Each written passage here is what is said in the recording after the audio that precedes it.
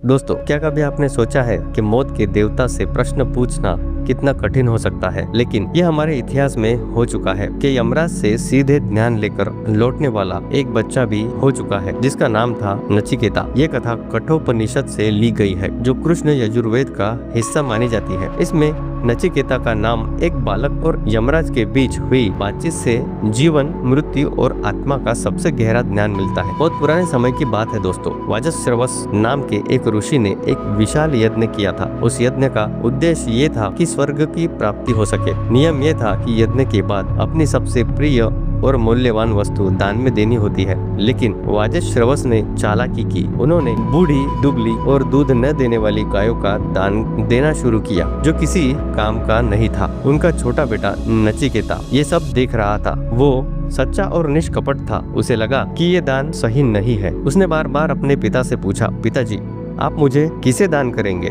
ऐसा बार बार पूछने पर पहले तो पिता ने ध्यान नहीं दिया, लेकिन जब नचिकेता बार बार पूछता रहा तो गुस्से में आकर वाजश्रवस ने कह दिया, मैं तुझे यमराज को दान देता हूँ। उस समय शब्दों को बहुत गंभीर माना जाता था। नचिकेता ने सोचा कि पिता का वचन सत्य होना चाहिए, इसलिए वो अकेले ही यमलोक की ओर चला गया। जब वो यमराज के द्वार पर पहुंचा, तब यमराज वहां नहीं थे। नचिकेता ने 3 दिन और 3 रात बिना भोजन और बिना पानी के वही प्रतीक्षा की। जब यमराज लौटे तो उन्हें पता चला कि एक ब्राह्मण बालक उनके द्वार पर 3 दिन से भूखा बैठा है। अतिथि का अपमान बहुत बड़ा दोष माना जाता था। यमराज ने नचिकेता से कहा कि तुमने मेरे घर में 3 रातें बिना भोजन के बिताई है, इसलिए मैं तुम्हें 3 वरदान देता हूँ। पहले वरदान में नचिकेता ने कहा, मेरे पिता शांत हो जाए और मुझे देखकर प्रसन्न हो जाए। यमराज ने तुरंत ये वरदान दे दिया। दूसरे वरदान में नचिकेता ने स्वर्ग की अग्नि विद्या जानने की इच्छा जताई, जिससे मनुष्य स्वर्ग प्राप्त कर सकता है। यमराज ने उसे वो ज्ञान भी विस्तार से बताया। अब बारी थी तीसरे वरदान की।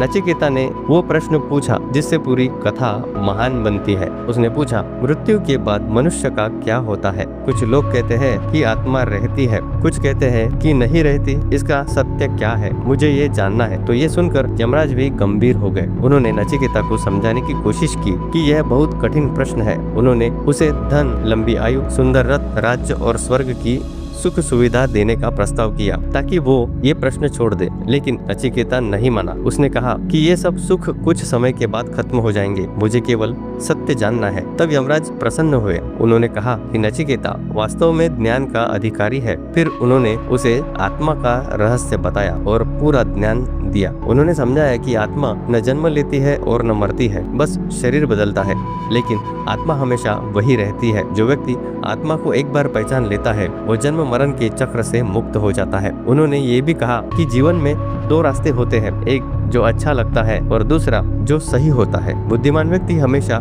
सही रास्ता ही चुनता है। नचिकेता ने ये सब ज्ञान प्राप्त किया और जीवित ही वापस लौट आया। वो मृत्यु के भय से मुक्त हो चुका था। उसके पिता भी उसे देखकर बहुत प्रसन्न हुए, जैसे पहला वरदान दिया था। इस कथा का संदेश यही है कि सच्चा ज्ञान पाने के लिए साहस, धैर्य और सत्य के प्रति निष्ठा चाहिए। एक छोटा बच्चा भी अगर दृढ़ निश्चय कर ले तो वो मृत्यु के देवता से भी ज्ञान लेकर लौट सकता है। दोस्तों, ये कथा यही समाप्त होती है। अगर आपको ऐसे ही ग्रंथों पर आधारित कथाएं सुनना पसंद है तो इस वीडियो को लाइक करें और हमारे चैनल को सब्सक्राइब जरूर करें।